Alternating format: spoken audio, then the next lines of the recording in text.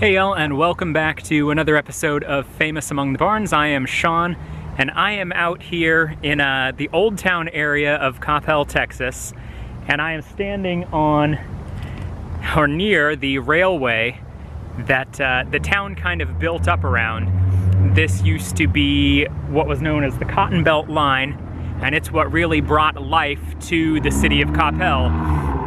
And so there are a couple reasons that I came out here. On May 10th, it will mark 150 years since the completion of the Transcontinental Railroad when they drove the Golden Spike at Promontory Point in Utah. I've always loved train history and trains, and that got me thinking about the history of the local trains here and the significance that they played in the town of Coppell. So if you've watched any of my older videos from a few years back, I talked a lot about the history of Coppell and the trains as well. I also read a fantastic article. I'm going to put a link to it down in the description, and it was in Smithsonian Magazine, and it was called The Last of the Great American Hobos, and it actually told the history of hoboing in America, the people who would jump the trains and ride them cross country working as they went. And it also talked about the annual hobo celebration that takes place in Britt, Iowa every year, where they name the hobo king and queen.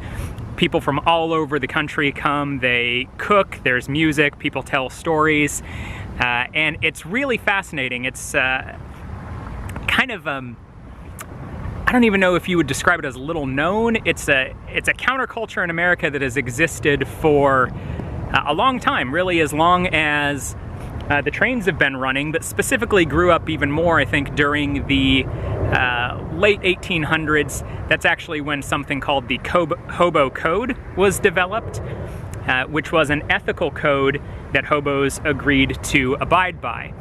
Now, just as a point of clarification, there are a couple different terms that you should probably know. Now, when we talk about a hobo, people tend to interchange that pretty frequently with things like a bum. They're not the same thing. A hobo was an itinerant worker. So they would catch the rails, hop the rails on the trains, ride them across the country, and when they found a new town to stay in, they would find work while they were there. So hobos were working men primarily. A tramp was what was used to describe someone who worked occasionally but mostly just rode the rails and traveled across the country. And then a bum was someone who didn't really travel or work at all. So those terms sometimes get used kind of interchangeably. They were actually all separate things. And I actually, right here, have a copy of the Hobo Code, which was established in 1889. The Hobo Ethical Code, and I thought I would read it to you here because I think it's actually really fascinating. There were 15 points on the Hobo Code. Number 1 was decide your own life. Don't let another person run or rule you. Number 2, when in town, always respect the local law and officials and try to be a gentleman at all times. Number 3, don't take advantage of someone who's in a vulnerable situation, locals or other hobos. Number 4, always try to find work, even if temporary, and always seek out jobs nobody wants. By doing so, you not only help a business along, but ensure employment should you return to that town again. Number 5, when no employment is available, make your own work by using your added talents at crafts.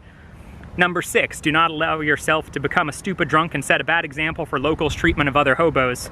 Number 7, when jungling in town, respect handouts, do not wear them out. Another hobo will be coming along who will need them as badly, if not worse, than you. 8, always respect nature. Do not leave garbage where you are jungling. 9, if in a community jungle, always pitch in and help. 10, try to stay clean and boil up wherever possible. 11, when traveling, ride your train respectfully, take no personal chances, cause no problems with the operating crew or host railroad, act like an extra crew member. 12, do not cause problems in a train yard. Another hobo will be coming along who will need passage through that yard. 13, do not allow other hobos to molest children. Expose all molesters to authorities. They're the worst garbage to infest any society. 14, help all runaway children and try to induce them to return home. 15, help your fellow hobos whenever and wherever needed. You may need their help someday.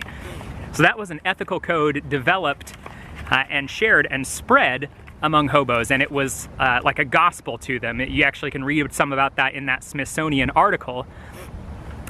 there was another Hobo Code that people talked about, which if you go online you can find it, and it was coded language, and they would use it everywhere they went. There were symbols that they would carve on things that would indicate things like don't go that direction, or this house is friendly and willing to share food, so that hobos that were traveling the line at different times would be able to find out where they should go, what the experiences of other travelers had been. So I thought I would introduce that real briefly here. You got this long shot of the railroad, and I wanted to share a little bit of history about how the railroad also affected Coppell, and some stories from that. So let's go take a look here while we're on the Cotton Belt line. Real close to here is a replica of the original depot that served the town. It's actually maybe about 100, 200 yards that way. The original location would have been pretty close to where I'm standing right now. So we're gonna go take a look around, and I'll share a little bit more history while we go. So if you look here, you can see we are looking at a recreation of the original Coppell depot, and it's located a few hundred yards from where it was originally located. Now, unfortunately, we can't get a lot closer in to look at it. It is in a park owned by the city. Here's a little bit of the old town area that's kind of been built up. This used to be, you know, all much more rural than this, obviously, but this was the main part of Coppell at the very beginning. So you come along here, you can see they've recreated it even down to putting some artificial tracks there, building what looks like a little general store over on that side. Got some construction noise in the background.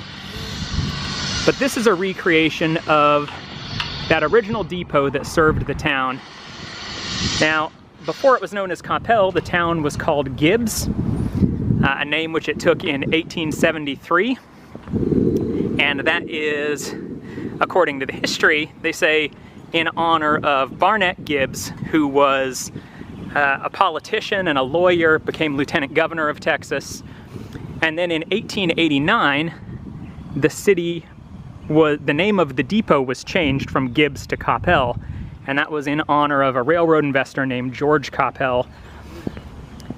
And then after the railroad depot changed, the name of the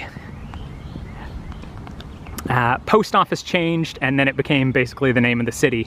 So if you look here, here is a marker for the State Historic Site. It says the St. Louis Southwestern Railway opened its new line through Gibbs, Texas in 1888. A large depot was built approximately 150 feet south of this marker, and a sign on it identified it as Coppell in honor of George Coppell, a wealthy New York banker who evidently was instrumental in the opening of this railroad. In 1892, the town officially changed its name from Gibbs to Coppell, making it the only Texas town to assume the name of its railroad depot.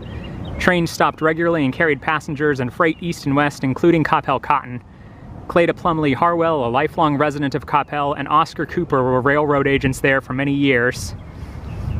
By World War II, the large depot had been replaced with a smaller depot, and train service diminished rapidly. In 1957, the small depot was sold and moved west of town onto what is now airport property. And here is a shot of the actual original depot. And there's the recreation right there. So you can see they made a pretty faithful reproduction of what it looked like.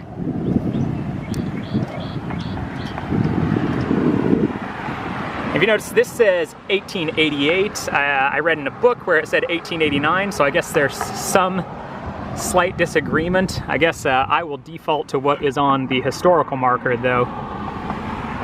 So that's a little bit of a history of the importance that the rail played in Coppell, how it got its name. Let's go back over to the tracks and we'll share a little bit more. So if you can see, I've hiked a little ways down the tracks, making my way actually to that train down there.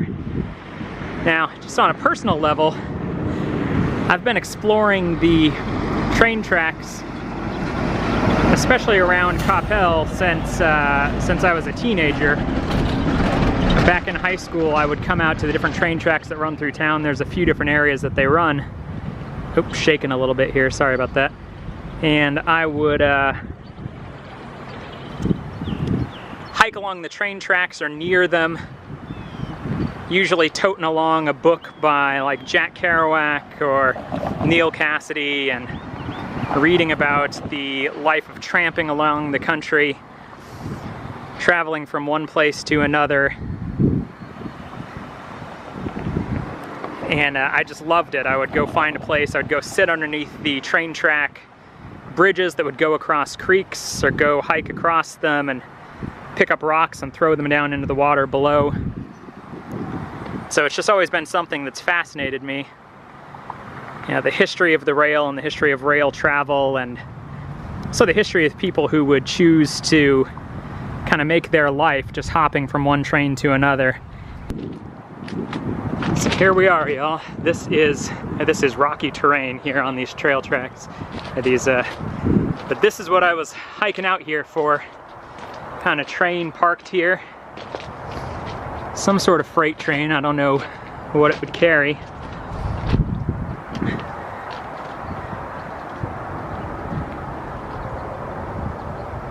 Hiked a pretty good ways from where we were originally. So you can see trains still run through here. Now it's not what it once was. Obviously, when you know, trains were the lifeblood of Coppell. People's crops got moved by the trains. Mail came in through the trains.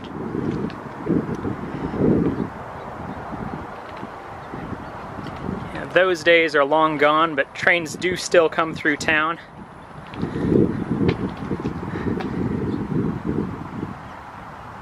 It's just an amazing machine, I think. You can see these ladders here for climbing up.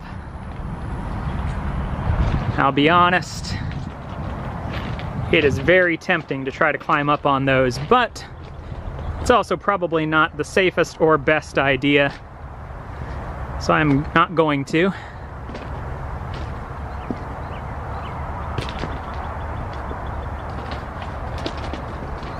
Let's just take a look at this.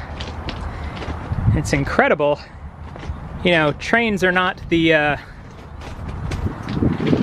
main method of transportation now, so it's kind of easy to forget what a monumental achievement trains were, especially things like I mentioned earlier, like the Transcontinental Railroad, and how you know, trains really, in a lot of ways, built the country.